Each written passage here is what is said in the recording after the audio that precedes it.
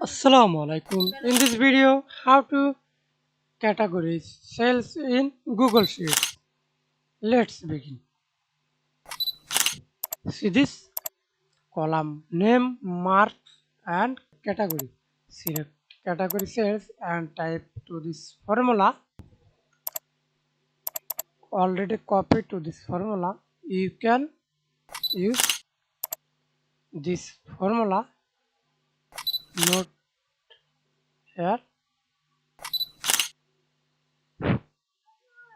B2 17 high, if B2 again medium low. Press enter.